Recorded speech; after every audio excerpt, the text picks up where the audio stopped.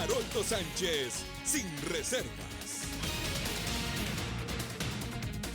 Me han generado hasta rumores de golpes de Estado.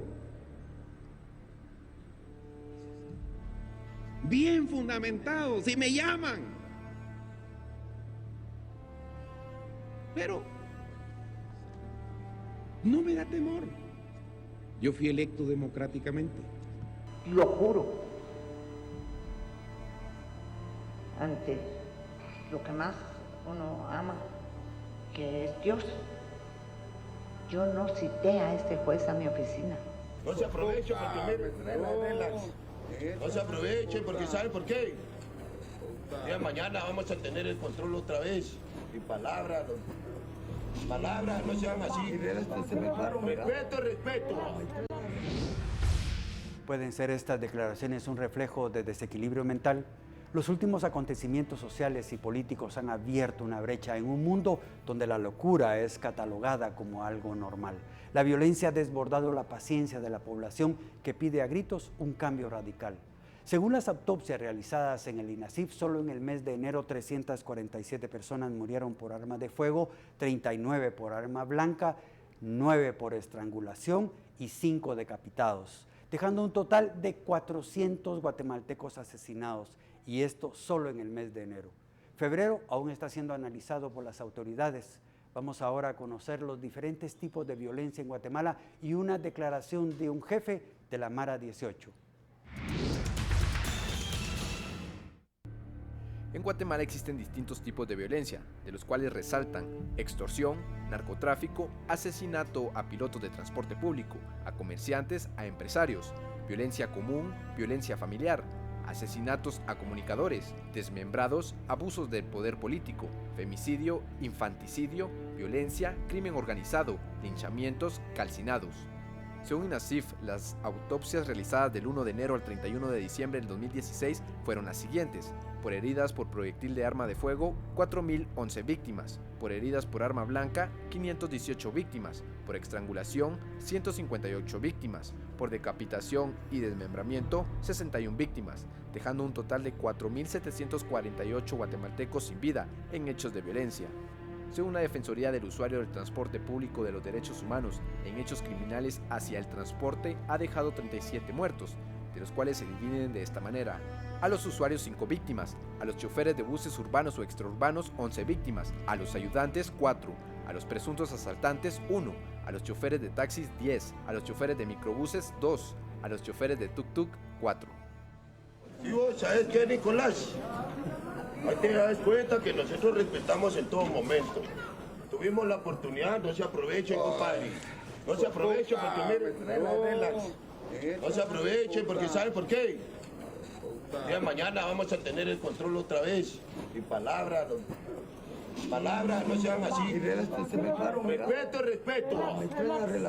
Vos sabés que aquí vivimos una paz y nos vamos ahorita en paz. Mira cómo están actuando. Mira, comadre. Me extraña, Nicolás, ahí estamos en esto. Me extraña, los chocheros, hasta la morgue.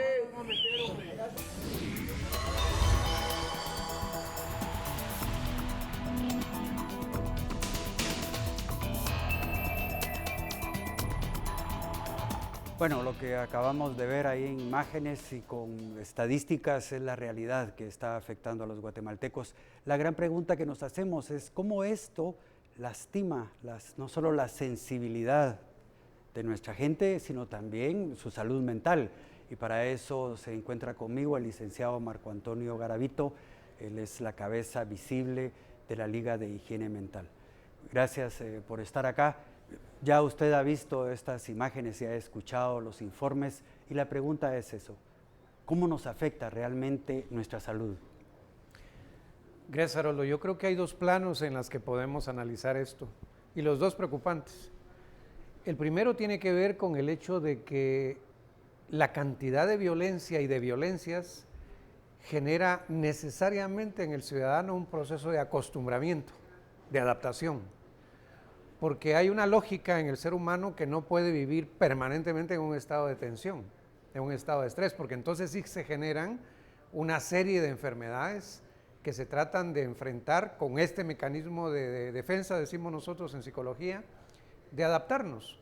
Por eso es que hoy día el impacto a la violencia que vemos ya no es tan fuerte en nuestra psiquis como lo era años atrás. Es decir, uno veía a un muerto, incluso a partir de un accidente de tránsito, y pasaba uno pensando en el muerto muchos días, se impactaba.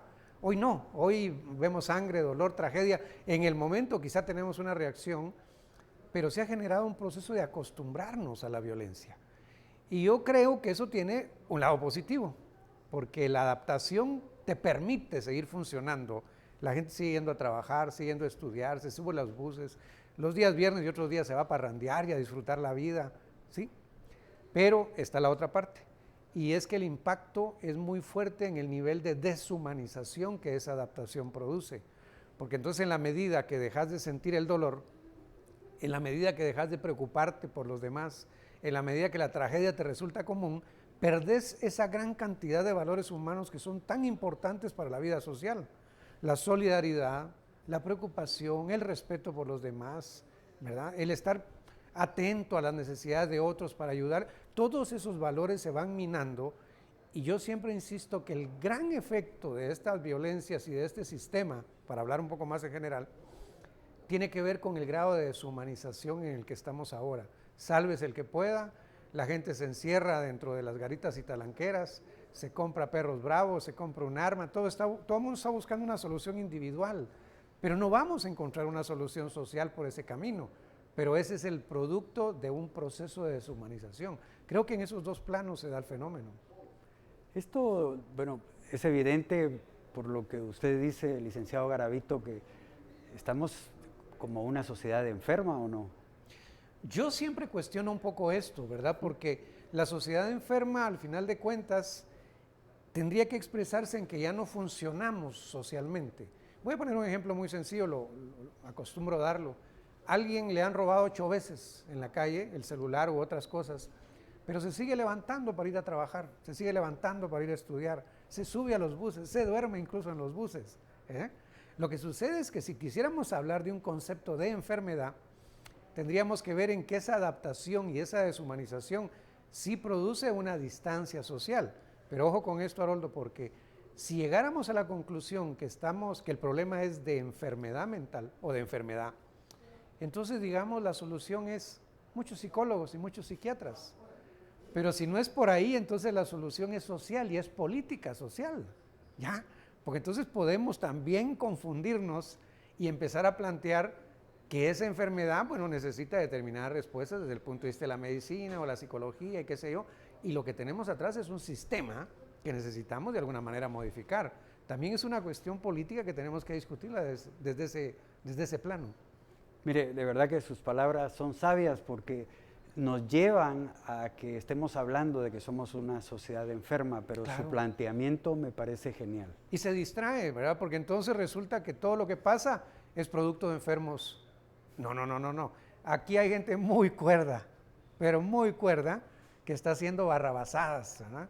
Las hemos visto y creo vamos a hablar un poco de eso a nivel de las grandes estructuras que dirigen este país, donde uno puede decir, no, pues, ay, está loca o está loco. No. Hay que tener cuidado porque nos lleva a distraer la discusión de la esencia de lo que nos está pasando.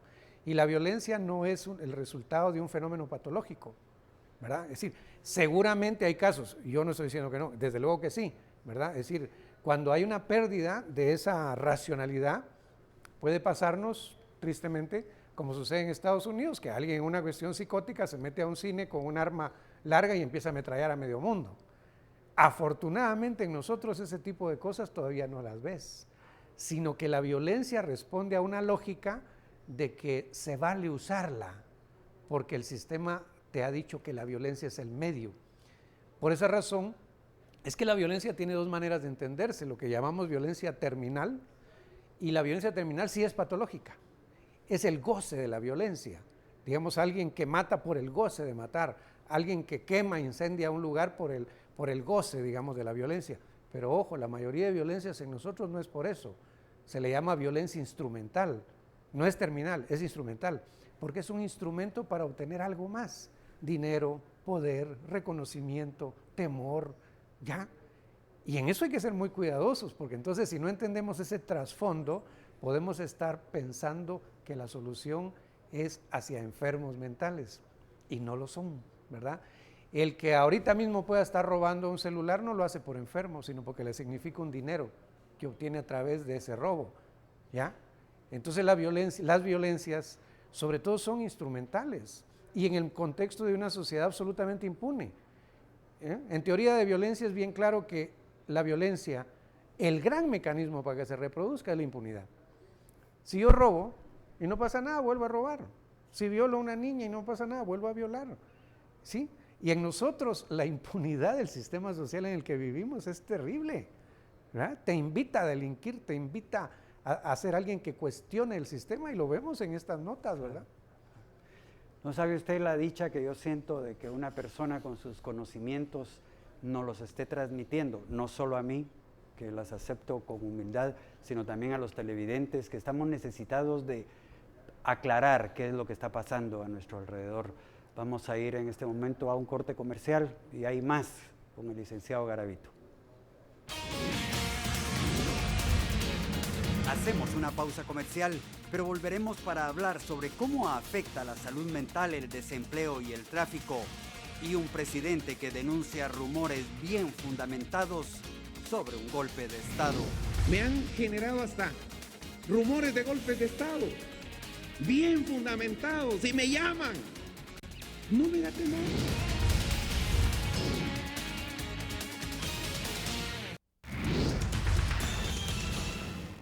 Me han generado hasta rumores de golpes de Estado, bien fundamentados, y me llaman. Pero no me da temor. Yo fui electo democráticamente. Ponía el ejemplo de que nosotros en Guatemala planteamos de que cuando hay una pelea de 2 elefantes, el más afectado es el pasto. Y nosotros podemos ser parte de ese pasto, dado que la oferta viene del sur y la demanda. Tal vez estaba mejor vendiendo gaseosas que como presidente, porque nadie se queda contento, ¿verdad? También vendí ropa usada en la 18 calle, en Montón, en Sombol. Son volcanes de ropa los que iba a vender. Dios mío, te pido por mi país. Bendícelo. Hazlo fuerte. Cambia la posición de sus manos.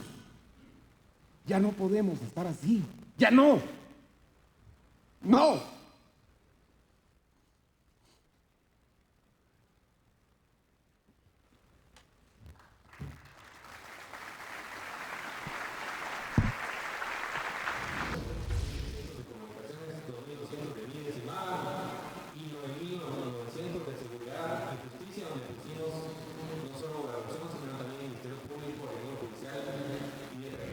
Se creía imposible que se necesitara mucho dinero para llegar a ser presidente. Hoy no. Guatemala está cambiando. Hoy cualquiera puede llegar a ser presidente. Guatemala ya no puede seguir pagando publicidad. Perdónenme, señores de los medios de comunicación. Perdónenme. Si ese es el dolor, perdónenme. Al señor que quiere construir el muro le ofrezco mano de obra barata. Tenemos muy buena mano de obra y con mucho gusto le construimos, nos dice las dimensiones y tenemos capacidades para hacerlo. Bueno, usted ya ha escuchado algunas partes de declaraciones dadas por el presidente Jimmy Morales. ¿Y cuál es su opinión como un experto sobre comportamiento? A ver, va a ser muy feo lo que voy a decir, ¿no? Pero desde mi persona, yo tenía bastante claro que esto iba a pasar. Yo fui de las gentes que peleó mucho en campaña, que la gente entendiera perfectamente su voto o su decisión, porque el no pensarlo, el no meditarlo, implicaba llevar una u otra opción que finalmente no tenían las cualidades ni las calidades para dirigir un país en una crisis como la que estamos. Y a mí me parece que el presidente Jimmy Morales, con lo difícil que es decirlo porque es el presidente de nuestro país, ¿verdad? La chaqueta le ha quedado absolutamente grande y entonces se dispara todo este tipo de comentarios porque finalmente es lo que ha estado acostumbrado a hacer, digamos, en su labor profesional, en la comedia, en el teatro, es decir, un poco tratar los temas como con humor, como relajados, como por un lado, ¿no? Pero un estadista en ese nivel tiene que ser mucho más serio, ¿verdad? Tiene que pensar mucho en lo que va a decir.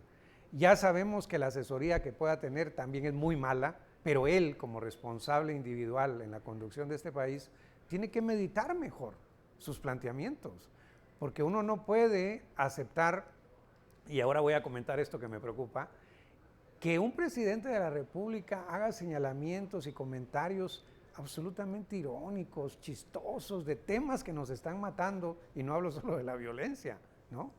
Y esto sí es preocupante porque le traslada a la ciudadanía, yo me atrevo a decir, todo un estado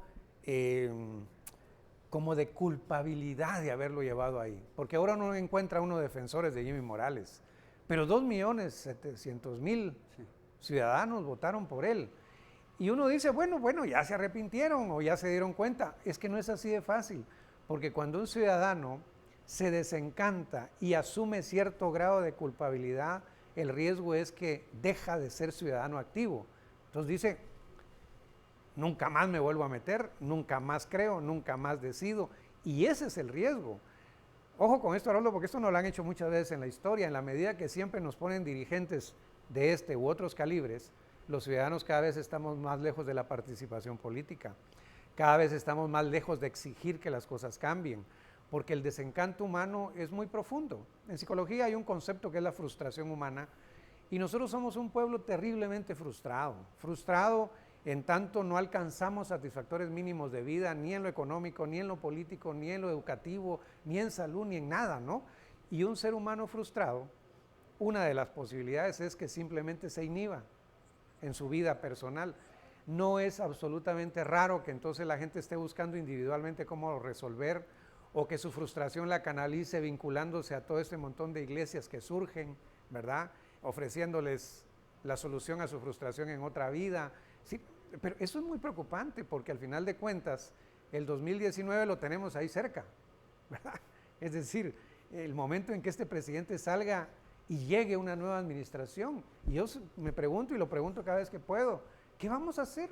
Pero no lo vamos a hacer a un año de elecciones, tenemos ya que pensar qué vamos a hacer para que en el 2019 efectivamente llegue al gobierno de este país.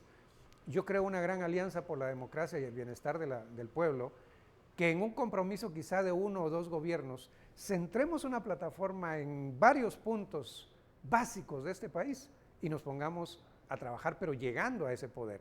Ya no se puede permitir, por eso es que les da fuerza a ellos, de que incluso los sectores democráticos, los que queremos un país distinto, nos coopten y nos lleven al Congreso 2 o 3 personas que sirven solo de pantalla, pero que no van a resolver nada. No, perdón que use el medio ahorita, pero yo les digo, pensemos en el 2019, ya dejemos de estar divididos, empecemos a acercarnos y a discutir qué hacemos. No podemos de nuevo salir de esto y caer en otra situación peor, no se puede. Bueno, vamos a dejar de lado a Jimmy, pero los temas siguen vinculándolo a él. Vamos a ver una ficha que habla sobre otra situación que tanto afecta a la población. Según el Instituto Nacional de Estadísticas, la población económicamente activa hasta el 2016 estaba compuesta de 6.605.276 personas, de las cuales el 64.8% eran hombres. En la encuesta nacional de empleo e ingresos se registró que el 7.36% de la población total trabajadora tiene más de 15 años de edad, es decir que por cada 10 personas, 6 están en edad de trabajar. En Guatemala a nivel nacional se estima que el 69.8% de las personas trabajan en el sector informal, siendo esto un total de 4.467.917 personas. Según los datos obtenidos, la tasa de desempleo a nivel nacional es de 3.1%, 203.707 personas, y de esa cifra son mujeres las que no tienen un trabajo estable entre las edades de 15 a 24 años. El ingreso promedio a nivel nacional es de 2.131 quetzales. Según las estimaciones de pobreza, entre el 2000 y 2014 hubo un aumento de la pobreza, tanto en el área urbana como en el área rural. Y en Guatemala, la tercera parte de la población no alcanza a consumir los 10.218 quetzales por persona al año. Bueno, esto también vincula a las autoridades de gobierno, el tema del desempleo, pero a nivel individual, ¿qué tanto esto también afecta? Yo recuperaría lo que antes decía y es el tema de la frustración humana. Los seres humanos, para alcanzar esos mínimos satisfactores de vida, y cuando digo mínimos estoy hablando de los que genuinamente un ser humano debe tener, no el mínimo para arrastrarse, digamos, por la vida medio comiendo, medio viviendo. Y cuando se generan estos procesos de frustración y el empleo, que es el que genera cierto recurso económico para poder satisfacer necesidades, no se alcanza, pues uno ve, voy a poner un indicador, cómo en Guatemala los índices de alcoholismo son crónicos, son enormes, porque el alcoholismo resulta el gran escape a esa frustración humana, ¿verdad? Es decir, uno ve las nuevas generaciones cómo el acercarse al consumo de drogas ha crecido también, y en este caso no por empleo, a veces por cuestiones de carácter familiar, por sistema social que no genera condiciones para su desarrollo. Entonces me parece que esta realidad que se retrata en la nota, primero es una realidad muy compleja y de mucho tiempo a resolver, ¿verdad? Eso hay que tenerlo claro, pero tenemos que empezar ya, ¿verdad? Cuando el presidente Jimmy Morales tomó posesión, yo me atreví en lo público a hacer un planteamiento que lo quiero repetir, porque tiene que ver con esto. Y decía, el día que un presidente de la República deje de que sus dos primeras acciones que hace después de ser electo sea un Te Deum y después a que lo nombren comandante general del ejército, cuando un presidente, sus primeras acciones sean reunirse con los médicos y con los maestros, es que este país encontró una prioridad distinta. Porque esta realidad que está aquí del desempleo tiene que ver con salud y con educación profundamente. Cuando digo, bueno, lleguemos al 2019, hagamos una gran plataforma para entrarle, yo creo que en ese Congreso nunca va a caminar, pero quizá en uno distinto sí, donde cuando se discuta el presupuesto de la nación, así tengamos que caminar un tiempo en calles balastradas, tiene que ser el presupuesto para salud y para educación. No hay de otra. Porque el camino que vamos a encontrar a través de esas dos vías va a llegar a la salud, perdón, va a llegar al trabajo, va a llegar al bienestar familiar, va a llegar a la posibilidad de ascenso social. Pero hoy seguimos con niños muriéndose de hambre, hoy seguimos con escuelas paupérrimas. Es decir, es una cuestión de prioridades. No se le invierte a esto, pues se le invierte a defensa, se le invierte a otras carteras, más todo aquello que se desborda por otros lados, ¿no? Sí, igual. Bueno, como esto todavía falta, hay más cosas que nuestro experto, el licenciado Garavito, va a tener que tratar al regresar del corte comercial. Al regresar vamos a analizar las estadísticas sobre el tráfico en Guatemala, un caso de acoso sexual y declaraciones de la exmagistrada Blanca Stalin. Bueno, es el espectáculo y show que siempre quiere tener la CICIG, ¿no? Esos son los espectáculos que arman la CICIG, no tenemos otra cosa que hacer en Guatemala.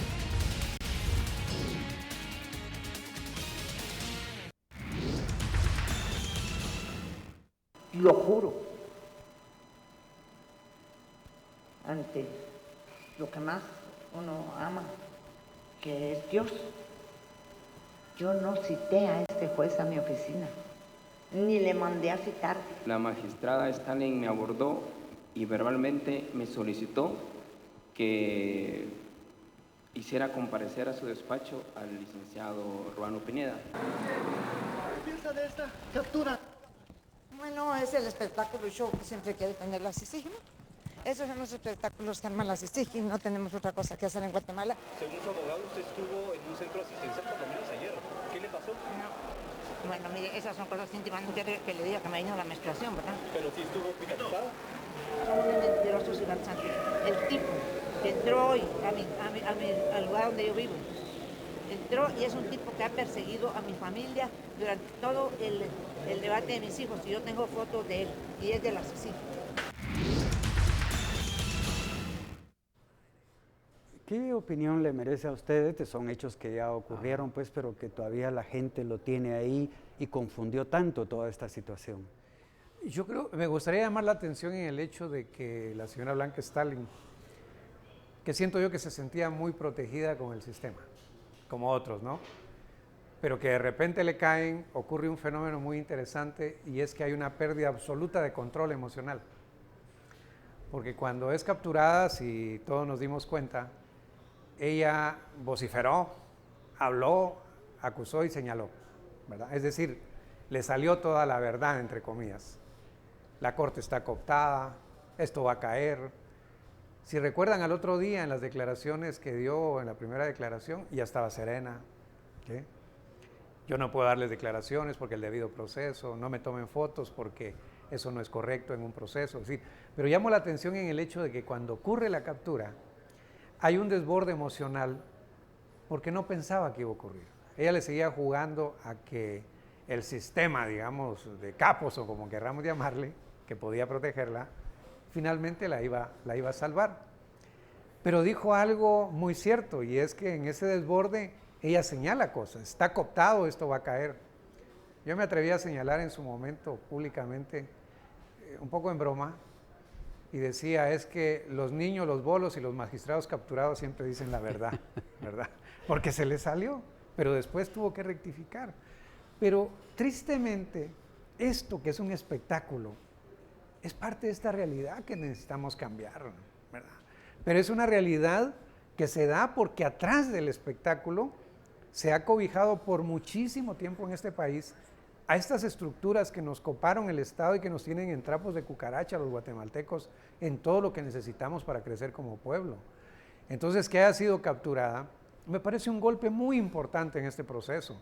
Por eso insistimos con muchísima gente más de este país en la necesidad de respaldar al MP y a la CICIG, porque este proceso no ha terminado, pero hay fuerzas muy grandes y muy oscuras moviéndose en dirección contraria. Y eso es muy peligroso y lamentablemente nuestra ciudadanía es muy pasiva, ¿verdad? Y no es por maldad, sino porque nuestro pueblo es un pueblo políticamente no educado. Entonces se mueve por emociones también, como nos pasó en el 2015. Claro. Pero ¿cómo analizamos eso que está ocurriendo? ¿Qué va a pasar si esto no camina? ¿Ya? Entonces me parece que el reflejo de la señora Blanca Stalin es eso que nos está diciendo, aquí no podemos quedarnos, hay que seguir empujando, como sea, para que por lo menos se pueda limpiar paulatinamente ese proceso. Los guatemaltecos merecemos un país diferente, pero con estas estructuras, perdón, nunca lo vamos a tener. O va a ser más difícil. Pero sí, y en esto, Haroldo, la ciudadanía tiene que entender, yo le llamo a que reflexione y analice y discuta lo que sea, porque esos poderes, a pesar de que se les ha golpeado duramente, se han recompuesto. Recuerden ustedes cómo el Congreso en el 2015 estaba chitón, calladito, eran angelitos, pero se recompuso. Ahora de nuevo uno ve altanerías, de nuevo ve metiendo leyes para distraer, leyes que no tienen sentido, dejando otras por fuera. Es decir, hay una recomposición de esos poderes que no queremos ya en Guatemala. Es que no podemos seguir viviendo en la época de las cavernas, necesitamos un país moderno y sobre todo un país humano. Así es. Fíjese que ahora quiero que usted vea algo que también nos afecta todos los días. Según datos de la Municipalidad de Tránsito, en la capital circulan a diario un aproximado de 1.070.000 vehículos, de los cuales un 70% ingresa por los principales accesos a la ciudad. De estos, 114.069 son autobuses, 730.805 son automóviles, transporte de carga 154.055, motocicletas 1.237.298. El transporte más peligroso es la motocicleta, con un 30% de incidentes. Los accidentes en motocicletas se dan a diario por exceso de velocidad, falta de experiencia y en el invierno por las fuertes lluvias. 6.965 fueron las personas atendidas en hospitales en los últimos meses por accidentes en motocicleta. El 99.9% de las personas se enojan en el tráfico y se estima que maldice 32.025 veces mientras conduce durante toda su vida. Bueno, esta es una realidad que terrible y cada día va a ser peor. ¿Cómo nos afecta a los que andamos ahí en carro o al que no anda en carro, que anda en camioneta, que anda a pie? Yo creo que sobre todo genera un estado de desgaste, esto que le llaman estrés o que se llama estrés, y no es simplemente un desgaste. Una persona estresada, digamos, alterada en ese sentido, va a tener menos rendimiento laboral, Recuerden ustedes de que hay personas que cuando llegan a trabajar en la mañana ya llevan 2 horas de camino. Imagínense el desgaste emocional, físico incluso. Entonces hay una baja en la capacidad laboral, en la capacidad escolar, en los vínculos sociales. Hoy incluso no busca menos a sus amigos, a sus familiares, porque implica trasladarse, entonces distancia social, distancia humana, distancia familiar. Y desde luego no se ven salidas. Yo personalmente creo que, y mucha gente, desde luego, que la única solución pasa por el transporte público, ¿verdad? Sí. Esta es una ciudad, este es un pueblo que creció a ciudad, nunca se planificó. Entonces sus vías nosotros no tenemos vías rápidas. El anillo periférico de Manuel Colón Argueta, la mitad del anillo periférico, imagínense, solo ustedes si no existiera el anillo periférico, ¿verdad? Pero no hay vías rápidas, ¿no? Y no podemos hacerlas, eso es real. Entonces la única alternativa es el transporte público y en ese sentido yo quisiera insistir en que la solución a esa problemática de la ciudadanía urbana tiene que pasar por el Ejecutivo. La municipalidad tiene responsabilidad y debe asumirla en el transporte, pero para garantizar un transporte seguro, humano, confiable y además acelerado en cuanto a nuevas rutas, el Ejecutivo debería comprometerse con fondos estatales para que ese transporte más seguro creciera. El Transmetro tiene sus cuestionamientos y lo que sea, pero ha resuelto una manera distinta de transportarse, ¿no? Entonces yo creo que por ahí va, es decir, la vía misma del Transmetro que camina por la Aguilar Batres, yo paso todos los días para la universidad ahí, siempre digo, aquí hay una vía ya abierta, ¿no? ¿Por qué no una inversión que permita que en vez de que haya buses articulados, haya un tren aéreo, un tren terrestre, ¿no? Porque ahí está la vía. Y entonces en vez de que haya un bus articulado que lleva 200 y pico de gentes, tengamos un tren que lleva 5 vagones. Es decir, tenemos que pensar en el futuro, es decir, no podemos seguir poniendo parchecitos. Claro. Pero eso implica una gran inversión que solo las municipalidades, y no hablo solo de la capital, no la pueden hacer. El Estado tiene que comprometerse porque es el beneficio de 3 millones casi. Fíjese que usted ha mencionado mucho el Transmetro y le quiero mostrar un hecho que se dio hace unos días atrás y con esto vamos a concluir, pero quiero que usted nos analice esto.